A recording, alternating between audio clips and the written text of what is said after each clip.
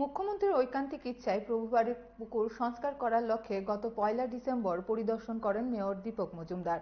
পরিদর্শনকালে তিনি দেখতে পান পুকুরের আশপাশের বাড়িঘর জায়গা দখল করে রেখেছে।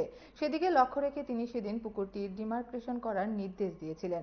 পরবর্তীকালে ডিমার্কেশন শেষে জায়গা দখলমুক্ত করতে গেলে কর্মীরা বাধার সম্মুখীন হন। সে বিষয়ে মেয়র দীপক মজুমদারকে অবহিত করা হলে তিনি বুধবার জায়গা পুনরায় পরিদর্শন করেন।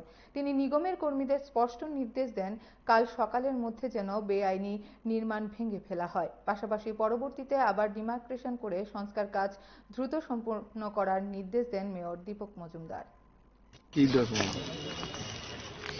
প্রভুবাড়ি পুকুরটা পুনরুদ্ধার করার জন্য যারা দখল করেছেন তাদেরকে বলা হয়েছিল নিজের থেকে সরে যাওয়ার জন্য। আমরা ডিমার্কেশনের রিপোর্ট অনুযায়ী দেখা গেছে আপাতত 4টা বাড়ি পরে ধ্বংস করে, তো সেগুলি আমাদের নোটিশ দেওয়া হয়েছিল, বলা হয়েছিল, কিন্তু তারা নিজেরা সরে যায়নি। সেক্ষেত্রে আজকে দিন সময় যাবে, কালকের থেকে ভাঙা শুরু হবে।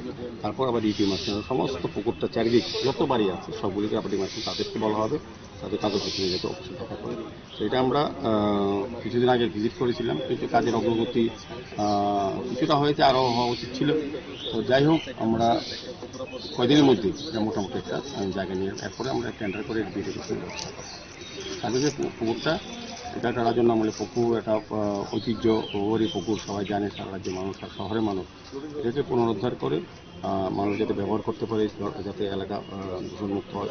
পরিবেশ দূষণ হয়ে গেছে, চারদিকে আবর্জনা, বাড়িঘর সমস্ত, এটা অনেকটা বেদখল হয়ে গেছে। সেগুলি আমরা কাগজ বের করেছি, এখন আস্তে আস্তে সরিয়ে দেওয়া হবে, দিয়ে সংস্কারের কাজ শুরু হবে।